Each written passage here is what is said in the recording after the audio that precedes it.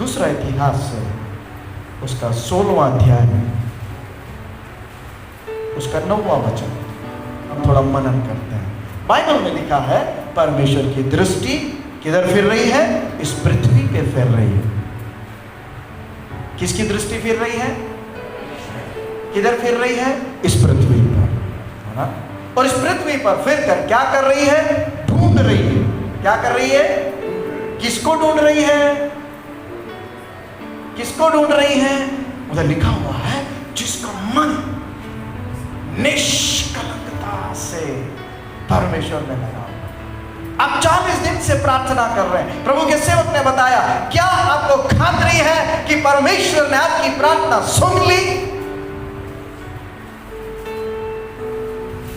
परमेश्वर की नजर इस पृथ्वी पर उस मनुष्य को ढूंढ रही है जिसका मन, उसको बड़ा प्रार्थना करने की जरूरत नहीं, उसको बहुत बड़ा बाइबल का ज्ञान होने की जरूरत नहीं, वो बहुत बड़ा लंबा लंबा चीख चीख के प्रार्थना करने की जरूरत नहीं है। परमेश्वर की नजर ढूंढ रही है। तो किसको ढूंढ रही है? जिसका मन निष्कलंकता के साथ। बाइबल में लिखा हुआ है मत्ती 5 में, परमेश्वर को कौन देखते हैं? जिसका मन शुद्ध। जब हमारा मन शुद्ध ही नहीं है तो परमेश्वर कहां से दिखेंगे? मैं लोगों को एक प्रश्न पूछता हूं। इस दुनिया के लोग जब प्रार्थना करते हैं तो एक छवि कहते हैं भगवान को देखकर हम प्रार्थना करते हैं। तो आप और मैं मसीह लोग भी प्रार्थना करते हैं, तो मसीह लोगों के पास तो कोई छवि नहीं है, लेकिन प्रार्थना तो करते हैं। प्रार्थना करना मतलब बात करना, ठीक है? बात तो करते हैं। किससे बात कर रहे हैं? बात करने के लिए तो सामने दिखना भी चाहिए, और बाइबल बोलता है वो तब दिखेगा जब आपका और मेरा मन शुद्ध होगा। जब मन ही शुद्ध नहीं है तो परमेश्वर दिखेंगे ही नहीं। जब परमेश्वर दिख ही नहीं रहे तब किससे प्रार्थना कर रहे हैं? इसीलिए हमारे प्रार्थनाओं का जवाब नहीं आता, क्योंकि हम तो आंख बंद कर प्रार्थना तो कर रहे हैं, लेकिन हमारा मन शुद्ध नहीं होने की वजह से वो परमेश्वर स्वयं हमारे सामने दिखते नहीं है, और हमारी प्रार्थना हवा में उड़ाया हुआ प्रार्थना के समान हो गया। परमेश्वर का वचन कहता है परमेश्वर की दृष्टि ढूंढ रही है उस व्यक्ति को जिसका मन, वो गरीब होगा, वो भिखारी हो सकता है, वो पापी हो सकता है, उसे बाइबल पढ़ना नहीं आ सकता है, हो सकता है वो बिल्कुल अनपढ़ होगा, लेकिन परमेश्वर उसको ढूंढना चाहता है जिसका मन निष्कलंक है। हिंदी भाषा में लिखा हुआ है, मुझे गुजराती में उस बात को पढ़िए, जिसका मन निष्कलंकता से लगा हुआ है। क्या करना चाहते हैं परमेश्वर?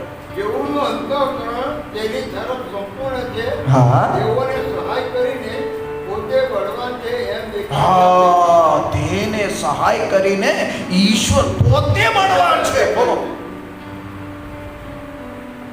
परमेश्वर देखिए क्या बाइबल में जो वचन को लिखा है, जिसका मन निष्कलंक है, परमेश्वर की दृष्टि उसे ढूंढ रही है। उसको इसलिए ढूंढ रही है ताकि परमेश्वर अपना पावर उस व्यक्ति को बताना चाहता है कि वो कितना सामर्थ्यवान है। आप और मैं जिस परमेश्वर की आराधना करते, देखिए वो परमेश्वर आपसे मुझसे और कुछ नहीं चाहता है, सिर्फ मन चाहता है। आजू बाजू लोगों को बोलिए, जिस परमेश्वर की मैं आराधना करता हूं उस परमेश्वर को और कुछ नहीं चाहिए, उसे तो मेरा मन चाहिए। ये सब बोलते जाऊंगा तो लंबा हो जाएगा जो संदेश जाने थे। मैं मन के ऊपर चर्चा कर रहा था। बाइबल में लिखा मन अतिशय भोंडू, ईश्वर ने आपका भोंडू मन जो ये बीजू का ही नहीं चाहिए। आपका पैसा उसे नहीं चाहिए, आपका बुद्धि उसे नहीं चाहिए, चाहिए तो उसे क्या चाहिए? वो मन चाहिए जो सबसे ज्यादा बुरा है और जिसमें असाध्य रोग लगा हुआ है, ऐसा मन चाहिए। मनुष्य यही मन तो नहीं दे रहा, पाप को मन देना चाहता है, दुनिया को मन देना चाहता है, बुराई को मन देना चाहता है, झगड़े के ऊपर मन देना चाहता है। प्रभु को क्या चाहिए? ये भुंडू मन ईश्वर ने जो ये भुंडू मन आप तो नहीं, ये भुंडू मन, ये जो बुरा मन प्रभु को देने से वचन कहता है, वो बताना चाहता है कि मैं कितना सामर्थ्यवान हूं, देख ले। हमारा ये मन जब हम प्रभु को दे देते हैं यीशु ने धर्म बदलने की चर्चा नहीं की, बोले मन चाहिए मुझे, तुम्हारा रीति रिवाज मुझे नहीं, मन चाहिए। हम बोलते नहीं नहीं प्रभु हम मन नहीं देंगे, वो तो हमारे पास क्योंकि हमको तो हमारे मन के हिसाब से आशीष चाहिए। प्रभु बोलता बाबा आप मन दे दो, बाकी सब कुछ मैं दिखा दूंगा मैं कितना पावरफुल हूँ।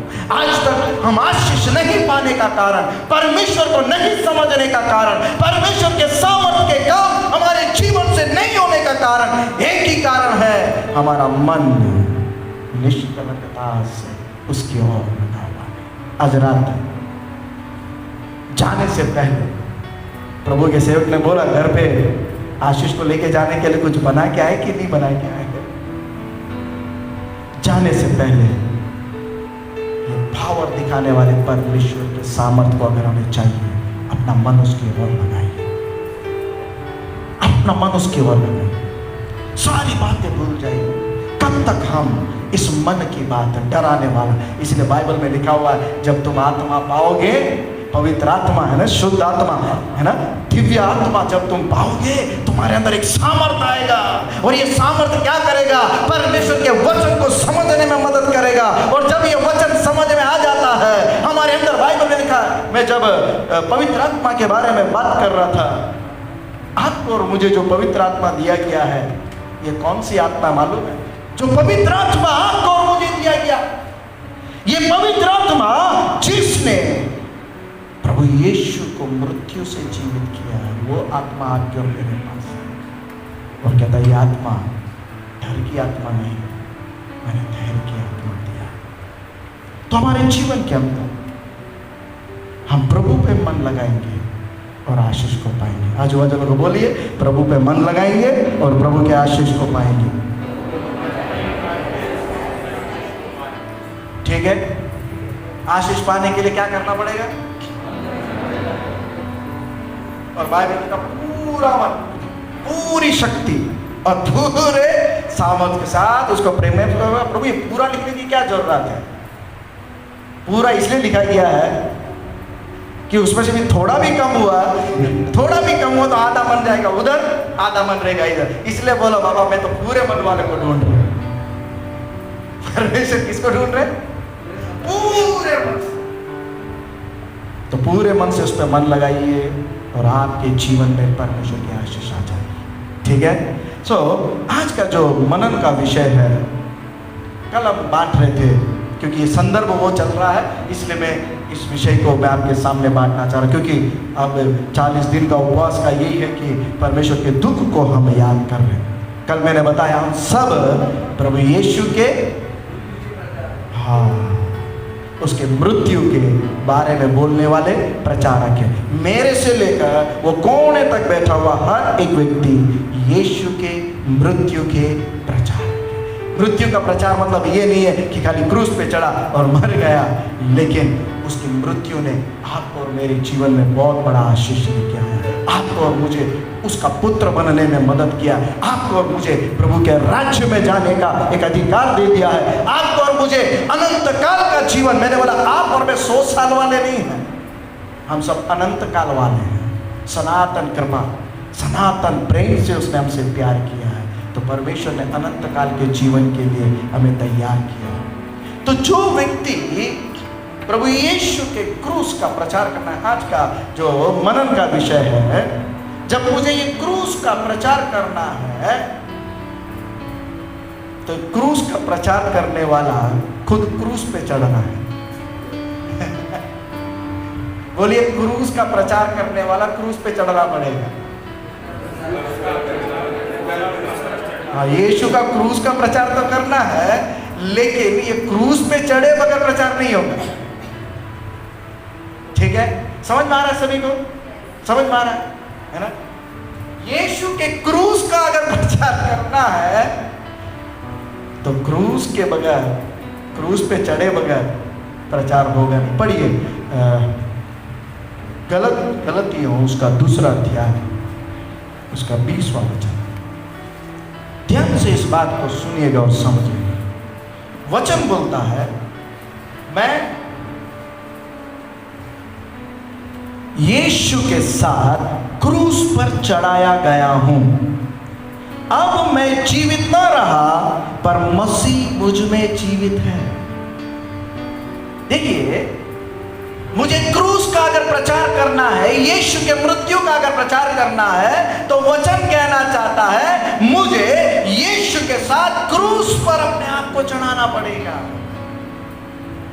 इधर वचन देखिए, मैं यीशु के साथ क्रूस पर चढ़ाया गया हूं, अब मैं जीवित नहीं रहा।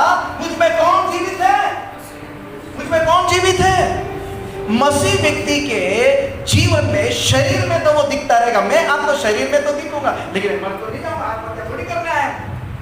मैं शरीर में तो जीवित हूं, लेकिन ये शरीर में जो मैं जीवित हूं, मैं वो मनुष्य नहीं जो पाप में अभी जीवित है, पाप के स्वभाव वाला नहीं। अब जो जीवित है वो कौन है? यीशु मुझ में जीवित है।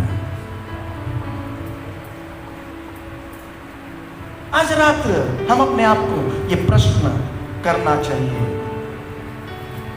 क्या यीशु मुझ में जीवित है?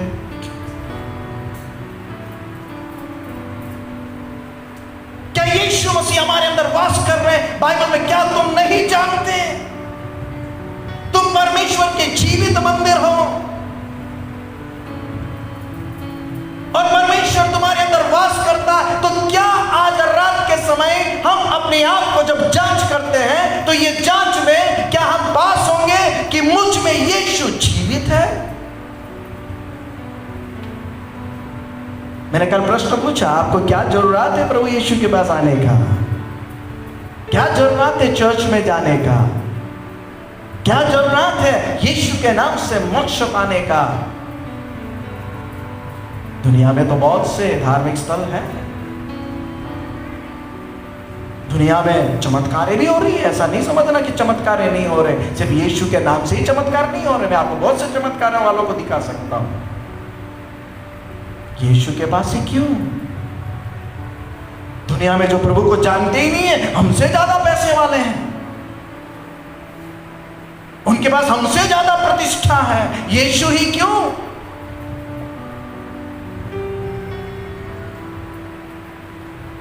बाइबल में लिखा है, लोग तुम्हें परमेश्वर के सेवक और स्वर्ग के भेदों के भंडारी जाने। आपके पास और मेरे पास स्वर्ग के भेद के भंडार है, और वो भंडार जब हमारे पास आया तो वो भंडार हमसे ये बताना चाहता है, तुम जो ये संसार में जो जीवित हो, तुम साधारण व्यक्ति नहीं हो, तुम स्वयं परमेश्वर के जीवित मंदिर हो। प्रॉब्लम आज दुनिया में मनुष्य के हाथों से बनाया हुआ मंदिर की चर्चा ज्यादा होती है, लेकिन परमेश्वर के हाथों से बनाया हुआ मंदिर की चर्चा कम होती है। हमें टेंशन पूरा मनुष्य के हाथों से बनाया हुआ मंदिर का है, लेकिन ईश्वर के हाथों से बनाया हुआ मंदिर के बारे में हम क्या सोच रहे हैं? पौलुस कहता है, मैं यीशु के साथ क्रूस से चढ़ाया गया और मुझ में कौन जीवित है? यीशु जीवित है। केवल मैं उस विश्वास से जीवित हूं जो परमेश्वर के पुत्र पर है, जिसने मुझसे प्रेम किया और अपने आप को दे दिया। आगे एक बात और कहता है, उसको पढ़िए, कोलोसियों उसका 3 अध्याय, उसका 2 वचन क्या लिखा हुआ। ऊपर की बातों में इसीलिए लगाना है क्योंकि मेरा जीवन प्रभु यीशु मसीह में छुपा हुआ है।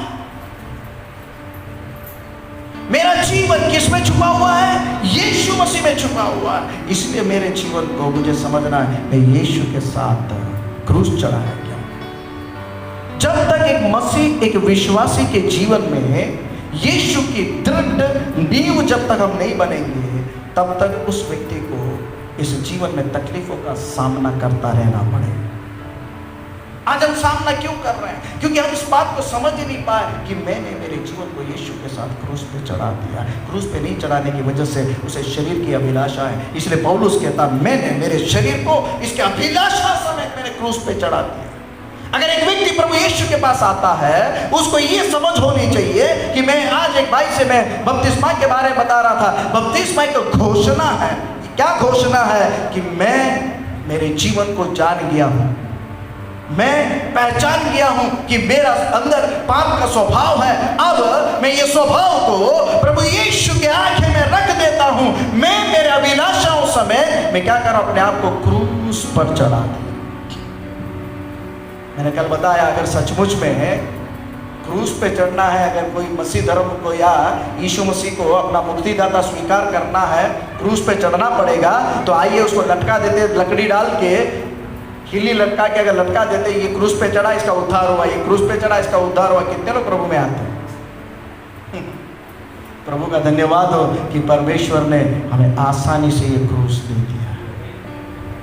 सिर्फ विश्वास के द्वारा हमें उस क्रूस को ग्रहण करना है, विश्वास के द्वारा। पढ़िए रोमियो 6:6 क्या लिखा हुआ है। अभी देखिए, हम जानते हैं कि हमारा पुराना मनुष्यत्व उसके साथ क्रूस पर चढ़ाया गया है, ताकि पाप का शरीर व्यर्थ हो जाए, ताकि हम आगे के लिए पाप के गुलाम न रहे। इस रात के समय आप पिछले 38 दिनों से प्रार्थना कर रहे हैं। अगर परमेश्वर हमारी प्रार्थना को सुनना है, परमेश्वर की इच्छा अगर हमारे जीवन में पूरा होना है, एक बार जांच पड़ताल करके देखिए क्या लिखा हुआ है। क्योंकि हम जानते हैं कि हमारा पुराना मनुष्य यीशु के साथ क्रूस पर चढ़ाया गया है, ताकि पाप का शरीर व्यर्थ हो जाए। क्या पाप का शरीर व्यर्थ हुआ है?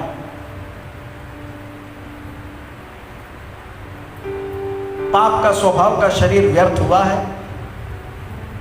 ध्यान से समझना, ऐसे मसीह जीवन जीने से चलेगा नहीं। आप बुरा मत मानिएगा मेरी बात। अगर हम अपने आप को क्रिश्चियन कहते हैं, तो क्रिश्चियन की पहचान यह है, क्या मेरा पाप का शरीर नष्ट हुआ है? आजू बाजू वालों को बोलिए, क्या हमारा पाप का शरीर नष्ट हुआ है?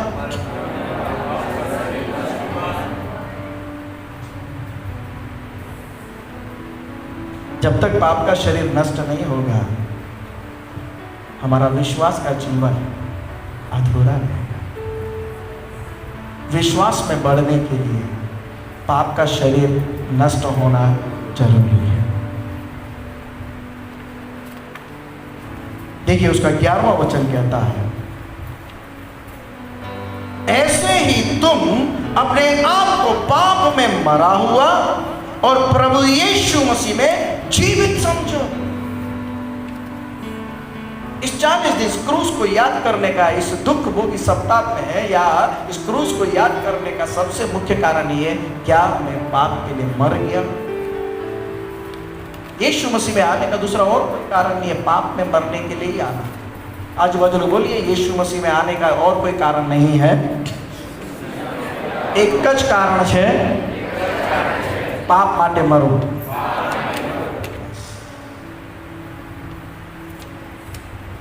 यीशु मसीह ने हमें क्रिश्चियन बनने के लिए नहीं बुलाया है, यीशु मसीह ने हमें पवित्र बनने के लिए बुलाया है। आज बाजू बोलिए, यीशु ने हमें पवित्र बनने के लिए बुलाया है। आप लोग तेड़ू ख्रिस्ती बनवा माटे नहीं है। कोई कैसे कि मैं तुम्हारो तेड़ू छू, ख्रिस्ती ने सेवक नहीं, पवित्र। बोलिए, पवित्र बनने की बुलाहट है। यीशु बोलते, मैं जो पवित्र हूं वैसा तुम पवित्र बनो। मैं ज्योति हूं, तुम ज्योति बनो। मुझ पर विश्वास करने वाले में ये सामर्थ होंगे, ये चिन्ह होंगे। यीशु के नाम से प्रार्थना तुम करोगे और बड़े बड़े कार्य होंगे। तो यीशु ने अपने जैसा बनने के लिए हमें बुलाया। तो यीशु मसीह ने हमें ख्रिस्ती बनने के लिए नहीं बुलाया है, यीशु मसीह ने हमें पवित्र बनने के लिए बुलाया। तो इसीलिए वचन कहता है, हमें अपने आप को जांचना है, क्या मैं यीशु के साथ क्रूस चढ़ाया गया हूं, तो क्रूस पर मेरा पाप का शरीर खत्म हो गया है? अगर मेरा पाप का शरीर खत्म नहीं हुआ है, तो मैं अभी भी यीशु की इच्छा को पूरी नहीं कर रहा। उसका आने का मकसद यही है कि आप और मैं, इसलिए कल मैंने बताया, जब तुम पाप में मरे पड़े थे, यीशु ने सही समय पर आकर हम सबको बचाकर पवित्र जीवन दे दिया। आज रात हमें अपने आप को जांचना है।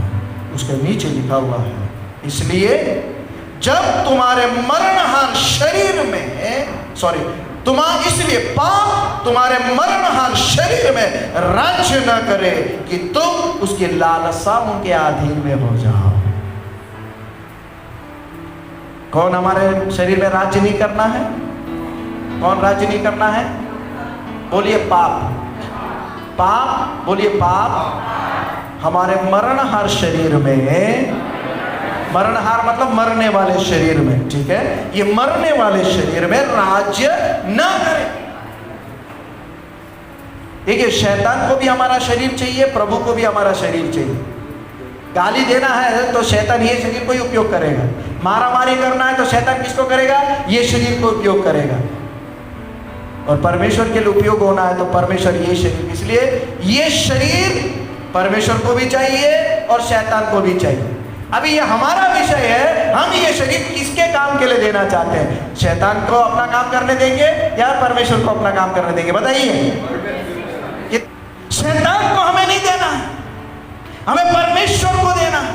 और बाइबल बोलता है तुम्हारे मरण और नाश होने वाला शरीर आज नहीं तो कल नाश हो जाएगा, 1 मिनट के बाद नाश हो जाएगा। इस नाश होने वाले शरीर में पाप राज करने ना पाए। पाप राज करेगा तो पाप का स्वभाव के साथ हम इस पृथ्वी पर नजर आएंगे। परमेश्वर अगर राज्य करेगा तो परमेश्वर के स्वभाव से हम नजर आएंगे।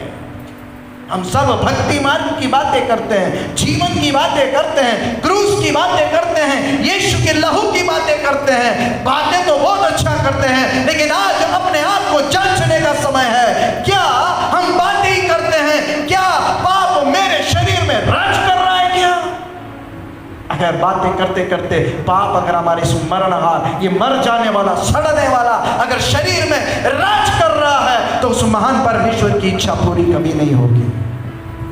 उसकी नजर घूम रही है, आपको और मुझे ढूंढ रही है। प्रभु कहते हैं मैं अपना पावर बताना चाहता हूं, मेरा ताकत उसको बताना चाहता हूं। कितना शक्तिशाली परमेश्वर तड़प रहे अपनी ताकत आपको और मुझे बताने के लिए। आज रात के समय एक समर्पण के साथ उधर लिखा हुआ है 14वां वचन, क्या लिखा हुआ है? और ना 13वां वचन लिखा हुआ है, और न अपने अंगों को अधर्म के लिए हथियार होने के लिए। ये शरीर बहुत कीमती है, क्योंकि ये शरीर से ही यीशु को पहचान सकेंगे। सभी बोलिए, ये शरीर कीमती है। हाँ, मरणहार जरूर है, मट्टी जरूर है, लेकिन ये बहुत बड़ा कीमती है। ये शरीर से ही उस महान परमेश्वर की पहचान होगी और वहां जाने के लिए रास्ता खुलेगा। इसलिए इस दुनिया के लोग मरने के बाद आत्मा की शांति की प्रार्थना करते हैं, है ना? मेरे मरने के बाद मेरे घर वाले मेरे लिए अच्छा प्रार्थना करके मुझे स्वर्ग पहुंचा देवे, मेरे आत्मा को शांति दिला देवे, तो जीते जी कुछ अच्छा काम करने की जरूरत है। इसीलिए परमेश्वर के लोग मरने से पहले आत्मा की शांति पाते हैं। दुनिया में मरने के बाद आत्मा की शांति की प्रार्थना होती है। आजकल तो SMS में शांति मिल जाती है, उसकी आत्मा को प्रभु शांति देना। अभी तो और छोटा गया, RIP। पहले तो थोड़ा बहुत लिखते थे। अगर मेरे एक SMS से किसी को शांति मिल गई तो फिर और क्या चाहिए? जीते जी। मैं लोगों को संदेश देता हूँ, यही कहता हूँ, बाबा अगर मेरे मरने के बाद मेरे माता पिता मुझे स्वर्ग पहुंचा दे, फिर मुझे जीते जी ये सब अच्छे काम, वो काम, ये काम करने की क्या भगवान बोलने की क्या जरूरत है? मेरे मरने के बाद तो बढ़िया सा पूजा पाठ करा के मुझे स्वर्ग पहुंचा देंगे। बाइबल बोलता है ये मरणहार शरीर में पाप राज करने ना पाए। देखिए, प्रभु के भवन में एक बात समझना है, परमेश्वर अपने प्रियों को बढ़िया नींद देता है, कभी रात को देता है पलंग पे। तो प्रार्थना में आते समय परमेश्वर के वचन के ऊपर जब हम मन लगाते हैं, वो हमारे शरीर के लिए चंगाई का कारण बनता है। ठीक है? इसलिए मरणहार शरीर में पाप को क्या नहीं करने देना है? क्या नहीं करने देना है? राज्य करने नहीं देना है ना? ठीक है, आखिरी बात 14वां वचन 14 पढ़िए, कोई भी उसको पढ़िए, क्या लिखा हुआ है? हाँ, हाँ, इसलिए पाप हमारे शरीर में राज्य न करे, क्योंकि उधर लिखा तुम पर पाप की प्रभुता न होगी, क्योंकि तुम व्यवस्था के अधीन नहीं, अनुग्रह के अधीन में हो। पाप क्यों राज्य नहीं करना है? क्योंकि मैं अनुग्रह के अधीन में हूं। बोलिए, मैं अनुग्रह के अधीन में हूं। हाँ, आपके और मेरे ऊपर रोज कृपा हो रही है। कृपा नहीं होती तो पाप राज करता। आज हम कमजोर होते हैं, लेकिन परमेश्वर उसकी कृपा से हमें जगा रहा है। तो परमेश्वर की कृपा होने की वजह से पाप मुझ पर राज नहीं करना। ठीक है, आज बजरो बोलिए, परमेश्वर की कृपा मुझ पर होने की वजह से, अनुग्रह मुझ पर होने की वजह से पाप मुझ पर राज्य नहीं करना है। कितने लोग मानते हैं प्रभु यीशु की अनुग्रह हम सभी पे है ना? आज सुबह उठे हैं, जगह है, इसीलिए तो यहाँ ये अनुग्रह है। अनुग्रह होता ही नहीं तो इस कुर्सी पे अपन बैठे नहीं होते। अनुग्रह होता ही नहीं, ये उंगलियां चलती ही नहीं। मैंने कल बताया ना, एक एक उंगली है ना, एक नस काम नहीं करता तो ये काम हाथ काम नहीं करेगा। अगर पूरी रात कान दर्द होता और सो सकेंगे? प्रभु का धन्यवाद मानिए, प्रभु रात को कान दर्द नहीं हुआ। आंख दर्द होते रहेगा, सो सकेंगे? प्रभु को धन्यवाद मानिए, मेरा आंख दर्द नहीं हुआ।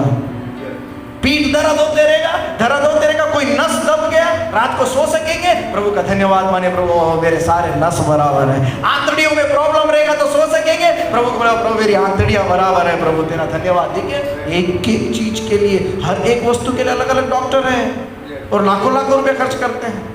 किसी को आंतड़ी में प्रॉब्लम है, किसी को नस में प्रॉब्लम है, किसी को आंख में प्रॉब्लम है, किसी को हड्डी भी बराबर नहीं है तो सो नहीं सकेंगे। प्रभु का आभार मानिए। और बाइबल बोलता है तुम अनुग्रह के अधीन में हो, इसीलिए पाप तुम्हारे मरणहार शरीर में राज नहीं। तो आज जांच पड़ताल का एक विषय में बोल के प्रार्थना करूंगा, समय हो गया है। इसलिए मसीह में होने की वजह से, जिस तरह पौलुस कहता, मैंने मेरे शरीर को उसके लालसाओं के साथ किस पे चढ़ा दिया है? क्रूस पे चढ़ा दिया। ठीक है, अब हम सब किधर हैं? क्रूस पे चढ़ाए हुए। पक्का? कितने लोग क्रूस पे चढ़ाए हुए हैं? अभी चढ़ा लीजिए, कोई वांधा नहीं चढ़े तो अपन अभी चढ़ जाते हैं। ठीक है, और जब हम क्रूस पे चढ़ते हैं तो कुछ काम हो जाता है, वो बात बोलकर मैं पूरा करूंगा। ठीक है, आखिरी बात, इब्रानियों 12वां अध्याय, बस इस एक को पढ़कर अब ये लास्ट अब नहीं पढ़ाऊंगा। 12वां अध्याय 1 और 2। अभी हमने कहा, मैंने मेरे अभिलाषा समेत यीशु को क्रूस पर चढ़ा दिया, मेरे शरीर को, है ना? तो अब हम आत्मा के द्वारा जीवित है, इसलिए हमें आत्मा के अनुसार चलना। अब जब ये आत्मा के अनुसार आदमी चलता है तो उसके चारों ओर बहुत सी बातें होती हैं। ऐसा लिखा हो, देखो, गवाहों का बहुत बादल हमको घेर के रखा हुआ है, अलग अलग बातें, अलग अलग विचार। तो सबसे पहले हमें क्या करना है? रोकने वाले वस्तु को हमें पहले दूर करना। आत्मिक जीवन जीना है तो प्रभु की प्रार्थना करने से रोकने वाला, प्रभु के वचन में जीने से रोकने वाला, पवित्र जीवन से रोकने वाला वस्तु को कौन दूर करेगा? कौन दूर करना है? यीशु मसीह रोकेंगे नहीं, आपको रोकना है। बोलिए, मुझे रोकना है। बोलिए, हम सारा यीशु को ड्यूटी देते रहते हैं। यीशु बोला, मैंने तुमको मेरा सामर्थ्य दे दिया, अब तो मेरी जगह पे। रोकने वाले वस्तु और उलझाने वाले पाप, आसानी से फंसाने वाले पाप कौन रोकना है? आपको और मुझे रोकना पड़ेगा। कौन सी वो वस्तु है मुझे परमेश्वर से दूर लेके जाता है? कौन सी वो वस्तु है जो मुझे परमेश्वर से पाप करवाता है? कौन सी वो वस्तु है परमेश्वर की इच्छा मेरे जीवन में पूरा नहीं होने देता है? किसको रोकना है? आपको रोकना है, मुझे रोकना है। क्योंकि परमेश्वर ने आपको और मुझे छूट दिया, फ्री विल दिया, छूट है हमारे पास। इसलिए पाप करने वाला आसानी से पाप कर रहा है, बुराई करने वाला आसानी से बुराई कर रहा है। और इस दौड़ में दौड़ना है। बाइबल में लिखा आत्मिक दौड़ मानव के दिमाग के प्लानिंग से नहीं चलेगा। आत्मिक दौड़ परमेश्वर के वचन के प्लानिंग से चलेगा। आप और मैं जो दौड़ रहे हैं, ये दौड़ने के लिए ये वचन रास्ता बताएगा। का धीरज से दौड़ना। पौलुस कहता है और दौड़ना भी है, लेकिन दौड़ो किसके लिए? इनाम को तो जीतना ही पड़ेगा।